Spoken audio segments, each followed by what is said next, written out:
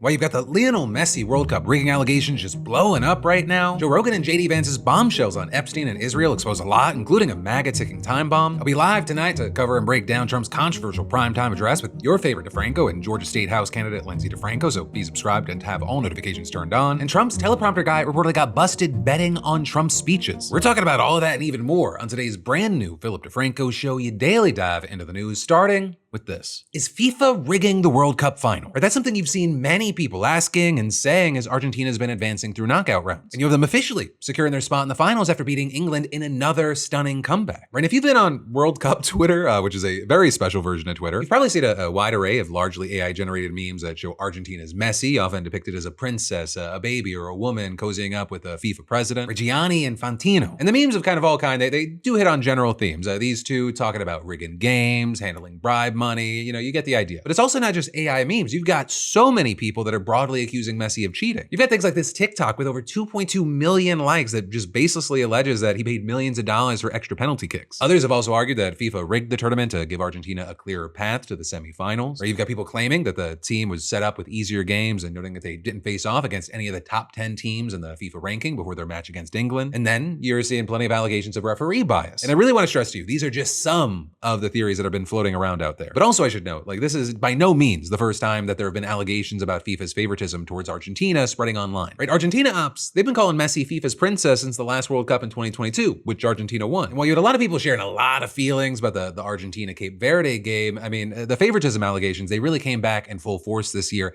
after Argentina beat Egypt 3-2 in the final minutes of their game. Right? And that one was especially contentious because the refs voided an Egyptian goal due to a foul, but then apparently declined to review a later potential foul by Argentina shortly before they scored the winning goal. And it wasn't just, soccer fans that were spreading the favoritism theories. The coach of Egypt's team called the game unfair and said that the team suffered injustice. He even explicitly suggested that FIFA may have rigged the game to favor Argentina, saying perhaps they wanted to keep the world champion in the competition. Perhaps they wanted Messi to stay in the running. And it's now been reported that Egypt has officially filed a complaint challenging the results and asking for an investigation into that referee. Though, of course, FIFA officials and the manager of Argentina's national team have denied the allegations of favoritism. But that's also not where the controversy ends, because you have many UK leaders and fans calling for the team to be investigated after some players held up a political banner following their semifinal win yesterday, with the banner in question being translated to "The Malvinas are Argentine," with that being in reference to the islands located 300 miles off of the coast of Argentina, which are also known as the Falkland Islands. And so just for a quick history lesson there, while many different countries have claimed the islands over the past several centuries, it's been under de facto British rule since the UK reestablished its rule in 1833. But Argentina, they've always claimed that the islands were illegally taken, and in 1982, the military government invaded in order to try and take them back, initiating the Falkland War, which lasted 74 days and actually ended during the 82 World Cup when Argentina surrendered. But also since that war, Argentina has still claimed that they have sovereignty over the islands. So that, as 99.8% of the island's residents voted to remain under British rule during a 2013 referendum. Literally only 3 people voted against it. But leading up to yesterday's game, you had numerous Argentinian leaders painting the match against England as this broader political statement. And that actually included the vice president saying that the game isn't just another match, while referring to the English as invaders and usurping pirates. So it's not surprising that that banner made its way to the pitch, with some outlets noting that it appears to have been handed down by the fans in the crowd who were photographed holding it earlier. But you also have it appearing to violate FIFA's rules for both players and stadium content, both of which strictly prohibit displaying or wearing any materials with political messaging. And so as a result, while you had leaders in Argentina cheering on the message, you had numerous UK officials calling for a formal probe, with a spokesperson for Prime Minister Keir Starmer telling reporters, "The World Cup might not be ours, but the Falkland Islands definitely are. Our position is unchanged. Self-determination rests with the islanders, and our commitment to the Falklands will never waver." And you had them adding that any potential sanctions are a matter for FIFA to resolve. But as far as what that punishment would be, that remains unclear, though I will say there is some past precedent, because you've had a situation where during a warm-up game for the 2014 World Cup, Argentina's players held up a banner with the same message about the Falklands, a move that resulted in a $37,000 fine from FIFA. But now, you have some speculating that this could be much more serious because this isn't a warm-up, it was an official match. And then another possibility is that FIFA might sanction the players who held up the banner, right? And that's also something they've done in the past, suspending individual players for a game or two after they made political statements. But that said, it could be a while before any potential punishment's handed down, and experts say that it's unlikely anything's going to happen before the final. But then also at the same time, you're seeing widespread questions about FIFA's political neutrality at this World Cup, right? Infantino Infantino, the FIFA president, he's been widely panned for his close ties with Donald Trump, who he's cozied up to in the lead up to the games. And that was a relationship you saw receive even more backlash after FIFA reversed a red card suspension for the United States. Right, that was at Donald Trump's request, though it didn't fucking do anything for the game. We still lost 4-1. But then also Trump, he's a big ally of Argentina's president, and they're both reportedly set to sit with Infantino during the final on Sunday. And so kind of just to bring it full circle, even if you don't buy the whole Messi, Argentina favoritism accusations, it is true that FIFA has pulled some incredibly questionable moves recently, which also isn't that great for an organization that has a deep history of corruption. But for now, we'll have to wait to see how all this plays out, and that goes for,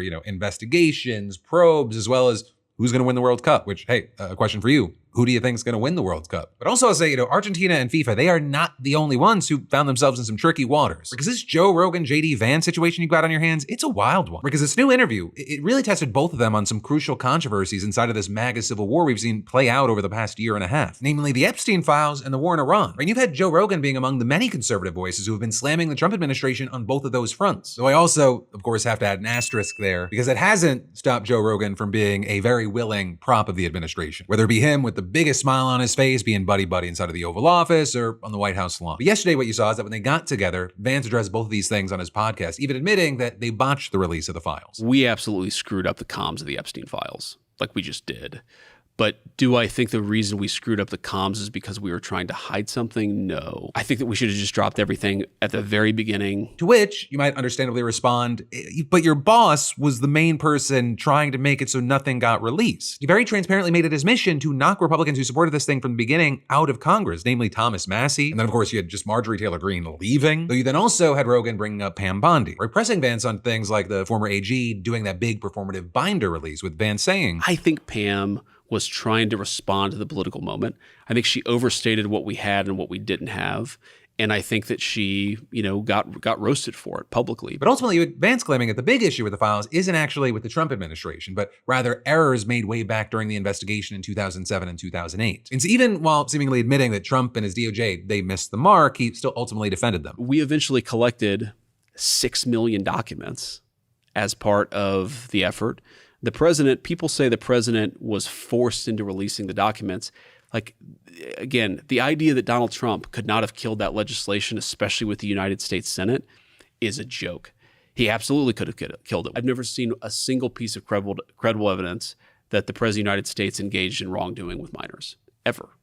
So, when the president says the hoax, that's what he's talking about, is this democratic idea that he somehow was a pedophile. It's absurd. But to that, I would just say no. He seems to be deflecting, making a very specific argument, and there are plenty of people who want the release of the Epstein files that don't actually think that Donald Trump himself is a pedophile. There are definitely other issues, like the fact that he literally had to pay just a ton of money over sexual abuse. But there are also plenty of people that think that Donald Trump didn't want the release of the Epstein files and even still had a hand in what was and wasn't released with what we've seen publicly, because he either wanted to protect or still have leverage over a bunch of other rich people, right? Elites, a lot of the people that he surrounds himself with or who have supported him. Because a lot of people in this country think that it's not really left versus right, though there is that stuff at play, but it's rather top versus bottom, the elites versus everyone else. And then also with this, while you advance saying that, well, he believes that there is likely a bigger conspiracy behind it, we just don't know. It's saying that he, as the vice president of the United States, he just can't do a thing to get to the bottom of it. There was something he was doing where he was trying to either influence people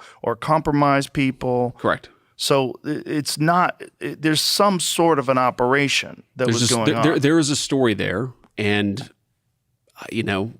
I will go to my deathbed believing there's a story there, but I can't prove it. And for me, I will say it was very wild to watch this happen. Like, how are you on the inside? Like, literally, one extra fish fillet for Trump away from being the president of the United States going, if only there was a way to be on the inside and figure this out. You've literally installed loyalists everywhere that matters. Funny enough, you had a lot of people making fun of Vance, pointing to an Onion, or I guess now InfoWars video, where they're like, the conspiracy, it goes almost all the way to the top, but not quite there, because that would be Trump, but right around here. And so yeah, you had Vance doing this conspiracy bro thing, but also officially being the vice president of the United States and not giving any more information. And actually, I'll say the timing here was interesting, because Epstein was also the main focus of politics yesterday as the House Oversight Committee continued its interviews. I mean, it also came up repeatedly during Blanche's confirmation hearing. And also just this week, we learned that the Trump DOJ is so far refused to turn over unredacted files to the state of New Mexico amid its investigation into Epstein and his infamous Zorro Ranch. But you've got the state's attorney general accusing the Trump administration of obstructing this inquiry, withholding information, and refusing to cooperate. So for its part, you're the DOJ writing, federal law, court orders, and privacy protections for victims and witnesses do not allow us to release millions of unredacted documents. To capitulate to their demands would be to break federal law. Is that what the New Mexico AG is suggesting? And if you feel like the last part of that statement, it was kind of petty or antagonizing, you're definitely not alone. What we're actually seeing is that doing that is not a winning strategy when it comes to Epstein. You have polling from earlier this year that found that over half of Americans say that the Epstein files have lowered their trust in the country's political and business leaders. And 75% still think that the United States is hiding information about Epstein and his clients. But then that also wasn't the only contentious issue that JD Vance touched on while talking to Rogan. Because you also had them talking about what Rogan himself called a betrayal and a terrible decision. The war in Iran. And there what you saw was Vance kind of having to toe the line again of defending Trump while also playing into a MAGA base that is losing interest. I think that the goal is certainly good, which is to prevent Iran from getting a nuclear weapon. And I think that there are obviously a lot of questions about how best to achieve that. If it was your call, would you have done exactly the same thing? Well, what did the president said publicly that JD was less enthusiastic about it, I think was the exact phrase that he used.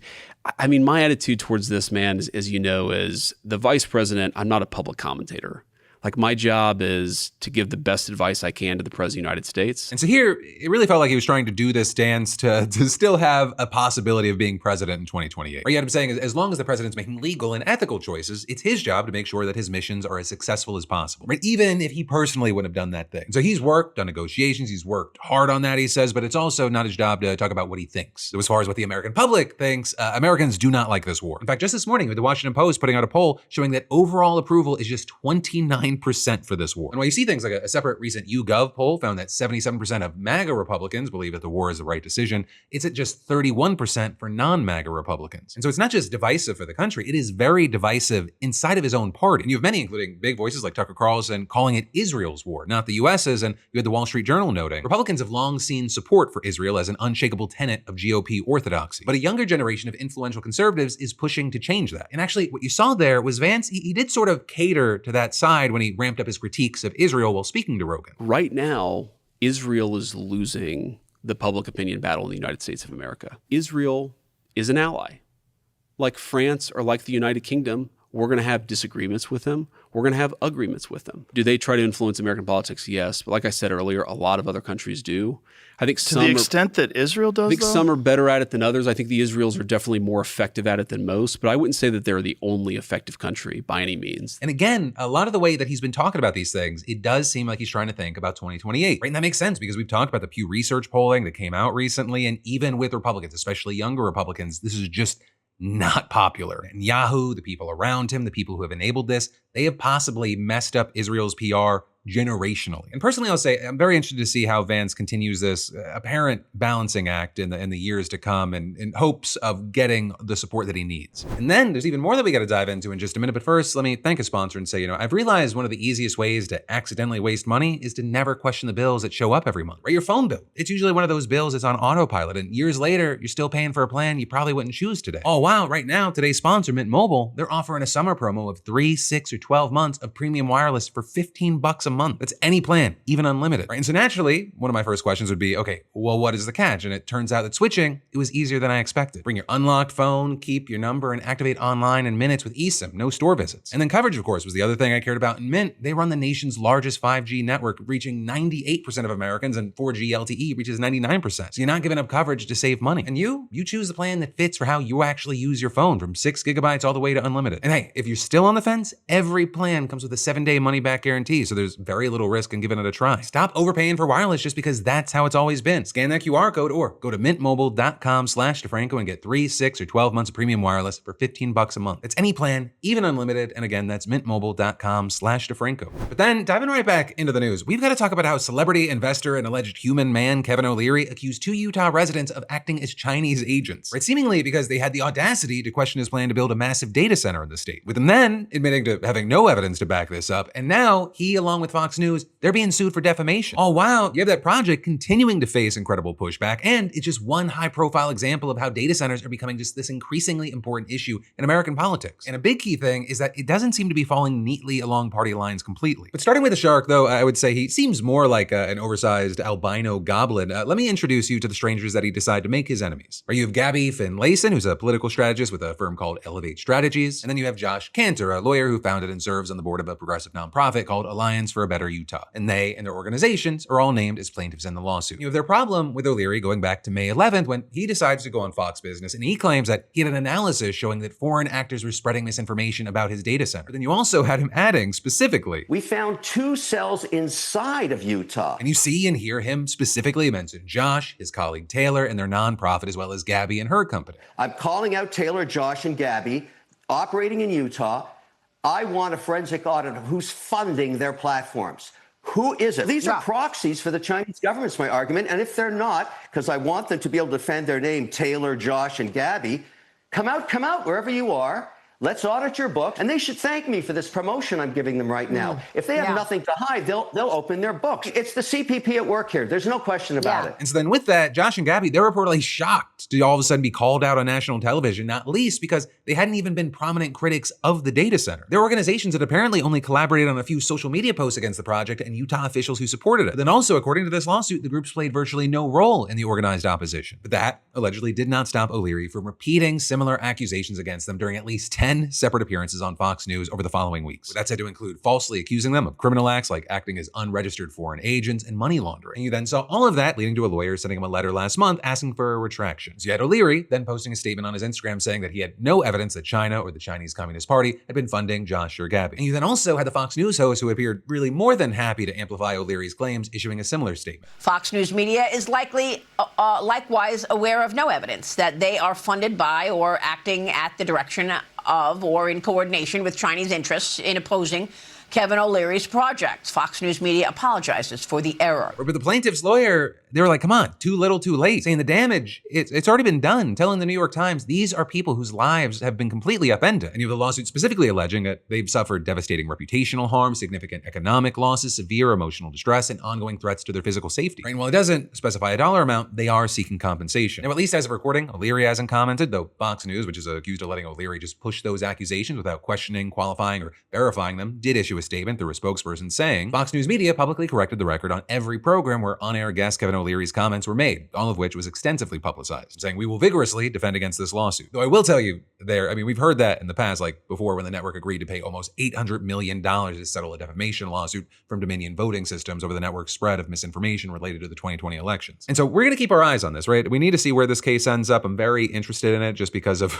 who's involved. But also in the meantime, it's worth noting that this is only the latest twist in the drama surrounding O'Leary's data center, because you have a separate lawsuit in Utah State Court brought by Alliance for a Better Utah and several other individuals alleging that the construction approval process, it violated the rights of local residents. And then outside of the courtroom, the project also became a controversy that contributed to the shocking defeat of J. Stewart Adams, who's the president of the state Senate in his Republican primary last month. Right, and Adams, if you don't know, he was one of the longest serving and most powerful politicians in Utah. This is a reliably Republican state. He won previous elections, barely breaking a sweat. But what you saw is that he also served as chairman of a Utah agency that approved the initial plans for O'Leary's data center back in spring. And what happened is that he lost to Stephanie Hollis, who was a candidate who built much of her campaign on the claim that Adams, along with the rest of Utah's political establishment, had betrayed Utah voters by supporting this project. Hollis saying after the fact that the data center had been the straw that broke the camel's back and adding, it concerns our way of life, our resources, our water, our air quality. Across the Republican spectrum, people care about it. And it's not just Utah. The debate over building AI data centers, I mean, it's helped tip races all across the country. In April, for example, you had voters in one small city in Wisconsin, they elected a new mayor who campaigned on his opposition to data centers. And in Missouri, voters in the city of Festus, they unseated 4 local counselors who had supported a $6 billion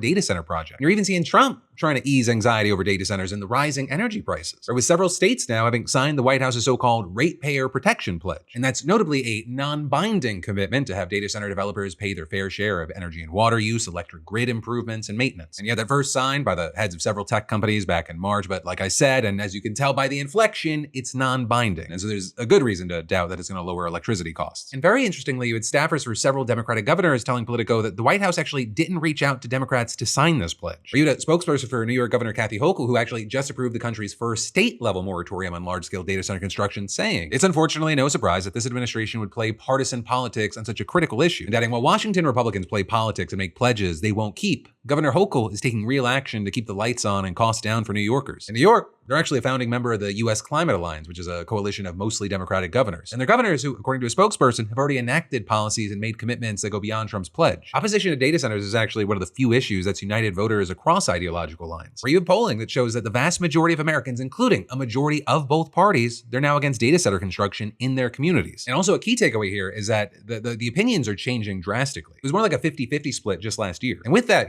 while you had progressives like Bernie Sanders and Alexandria Ocasio-Cortez leading the initial wave of opposition to data centers, we're now seeing politicians on both sides of the aisle kind of divided within their own respective parties. We even had a recent Bloomberg analysis finding that since December, at least 25 people running for governor or federal office have run ads either promoting their own opposition to data centers or slamming their opponent for supporting them. And again, the number is kind of evenly split between Democrats and Republicans. I mean, in Pennsylvania, for example, a Republican who's running for governor said she supports what would effectively be something like a New York-style moratorium on new data centers. But Josh Shapiro, right, the Democratic incumbent, well, he's called for regulation. He's also been a big supporter of the industry. And in fact, you had an analysis from The Guardian this week contending that one Democratic politician after another in battleground states has rolled out the red carpet for companies building these controversial energy-intensive projects. And there, you had him pointing to Michigan Governor Gretchen Whitmer. You had her recently appearing at an event with OpenAI's Sam Altman to celebrate the building of a controversial $16 billion data center west of Ann Arbor. A move that, at least to some Democratic voters' eyes, was her tearing up her White House ambitions. Then with that, just this week, after all the backlash, she made an announcement calling for increased regulation and commitments from data center companies. And then you also have Republicans like Byron Donalds, a Trump ally who's running to take over for DeSantis. And he is similarly trying to take this kind of middle-of-the-road approach, talking a lot about trying to keep energy prices low while still supporting their development. Though you then also have other Republicans like Jay Feely, a former NFL kicker running to represent Arizona in Congress, emerging as an outspoken supporter of data centers in the AI industry. And then actually with all this, to bring it back to Kevin O'Leary, there is something that he's talked about that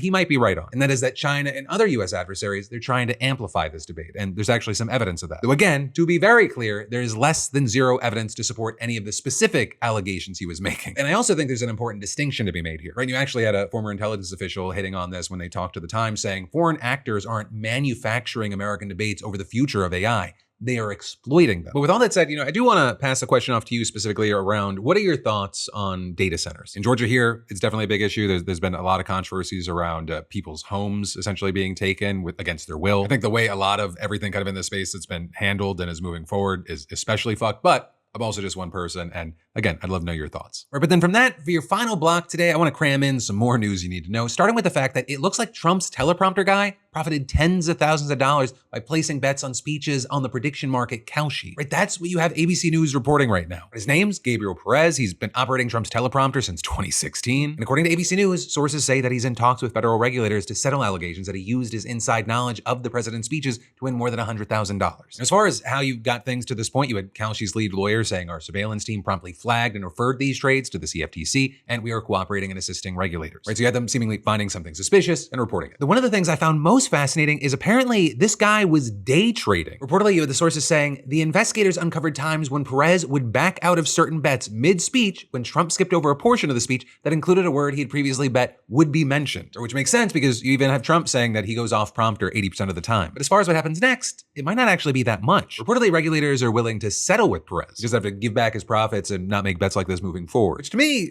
feels like an insanely small slap on the wrist for just an ever-growing, emerging problem. Also, you've now got the news about the chaos with the Paramount Warner Brothers merger that we have to cover, because a Paramount shareholder just filed a lawsuit against Larry and David Ellison saying that they made illegal deals with the president to get the merger approved, with the guy behind it being Paul Robbins, and he's claiming that the Ellisons won the bidding war for Warner Brothers by promising sweeping changes at CNN and other personal benefits to President Trump. And he says that they plan to funnel cash to him by settling his legal claims against CNN and cut any anchors that he doesn't like. And notably, this isn't the first time we've heard something like this. Right, last year, you had Trump himself even nodding to a $16 million side deal with the Ellisons for additional ads and public service announcements, all wrapped up in his 60 Minutes lawsuit settlement. But also adding to that, since the Paramount Skydance deal last year, the lawsuit says that the Ellisons have remade CBS in the president's image. Right, they were talking about getting rid of any DEI initiatives. They hired the former president of a conservative think tank to lead the review of any complaints about their news coverage. And probably most notably, or at least most obvious to everyone out there, we've seen 60 Minute hosts either leave or be let go from the show. So now that we're hearing talks of the same side deals coming with this merger, you got people saying America's richest people want to turn America's most important media outlets into the propaganda machine machines for the president. This is bad for democracy. But Paramount, they say that these are just recycled allegations, saying, quote,